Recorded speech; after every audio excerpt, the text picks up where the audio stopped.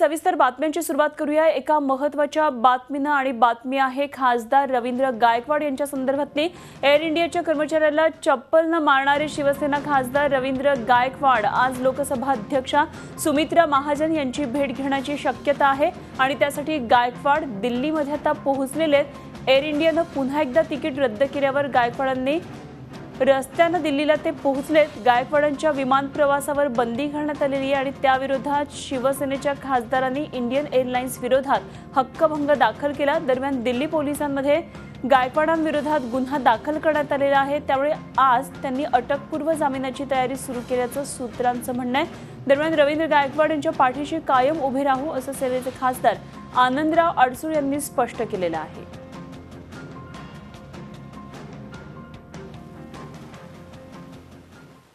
सभी एयरलाइंस के खिलाफ डाला है कि एयरलाइंस ने पाबंदी लगाना कानूनी गुनाह है। हमारे संविधान में जो प्राविधान है उसका भंग किया उसने, इसलिए हमने डाला है।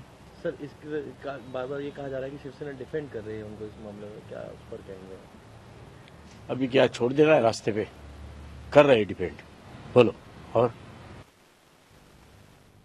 आणि या संदर्भात आणखी सविस्तर माहिती जाणून घेऊया। आमचे दिल्लीतले प्रतिनिधी रामराजे शिंदे सध्या आपल्या बरोबर आहेत। रवींद्र गायकवाड पोहोचले असं कळतंय दिल्लीमध्ये, काय नेमका आता त्यांची पुढची स्ट्रॅटेजी असणार आहे? ते सुमित्रा महाजन यांनाही भेटणार आहेत, काय नेमक्या घडामोडी घडतात?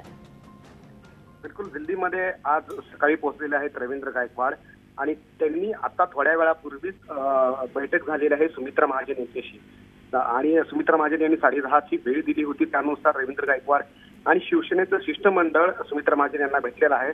आपली बाजू पूर्णपणे रवींद्र गायकवाड यांनी मांडलेलं आहे।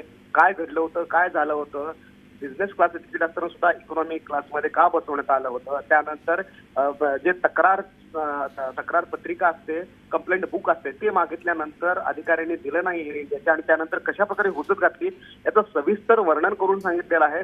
त्याचबरोबर आपल्याला सुद्धा धक्काबुक्की झाल्याचा सुद्धा व्हिडिओ त्यांना दाखवण्यात आलेला आहे सुमित्रा महाजन यांना आणि त्यामुळं आपल्या अधिकारावर कुठेतरी गदा येते म्हणून आपण हक्कभंग सुद्धा आणलेला आहे, अशा प्रकारची माहिती त्यांनी सुमित्रा महाजन यांना दिलेली आहे। त्यांच्यासोबत शिष्टमंडळ आहे, चंद्रकांत खैरे उपस्थित होते, त्याचबरोबर आनंदराव अडसूळ उपस्थित होते आणि अन्य शिवसेनेचे खासदार उपस्थित होते।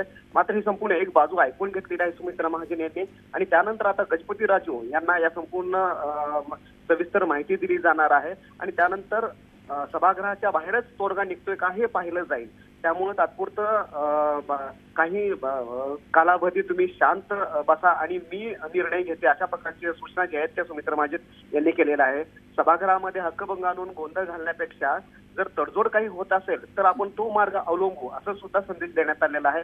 त्यामुळे आता शिवसेना नेमका आज सभागृहामधला जो हक्कभंग आहे तर तो मांडणार का आणि त्या संदर्भामध्ये हा हक्कभंग सुमित्रा महाजन स्वीकार करणार का हा प्रश्न निर्माण झालेला आहे। मात्र वारंवार जे सांगितलं जात होतं की रवींद्र गायकवाड सभागृहामध्ये येणार का, ते आज आलेले आहेत आणि सुमित्रा महाजन यांची भेट घेतलेली आहे, सविस्तर चर्चा झालेली आहे। मात्र त्या संदर्भात आणखी दुसरी तयारी केलेली आहे, पोलीस कोणत्याही क्षणी अटक करू शकते, त्यामुळे अँटिसिपेटरी बेल जी आहे त्यासाठी वकिलाकडून तयारी सुद्धा करण्यात आलेली आहे शिवसेनेची, ती तयारी सुद्धा पूर्ण झालेली आहे। मात्र सुमित्रा महाजन यांची सहमती असेल आणि आता सध्या अधिवेशन सुरू आहे त्यामुळं रवींद्र गायकवाड यांना अटक करण्याची शक्यता जी आहे ती कितपत परिणामकारक ठरू शकते हे पाहणं गरजेचं आहे। खरं, धन्यवाद राम, दिलेल्या सगळ्या सविस्तर माहितीविषयी आणि आपल्याकडून तिकडच्या ताज्या घडामोडी जाणून घेत राहू। तुर्तास धन्यवाद दिलेल्या या सगळ्या सविस्तर माहितीविषयी। रामराजे शिंदे आमचे नवी दिल्लीतून प्रतिनिधी आपल्या बरोबर होते। तर खासदार रवींद्र गायकवाड रस्त्यामार्गे आता दिल्लीमध्ये पोहोचलेले आहेत। पुन्हा एकदा एअर इंडियानं त्यांचं तिकीट रद्द केलं होतं इंडियन एअरलाइन्सने आणि त्याच्यामुळे ते रस्त्यानं आता तिकडे पोहोचलेले आहेत। सुमित्रा महाजन यांच्याबरोबर ही भेट झाली, त्यामुळे त्याचा जो सगळा तोडगा आहे तो बाहेर काढावा असं सुचवण्यात आलं। त्याच्यामुळे या पुढचा काही काळ हा गायकवाड यांच्यासाठी महत्त्वाचा ठरणार आहे। झी 24 तास रहा एक पाऊल पुढे।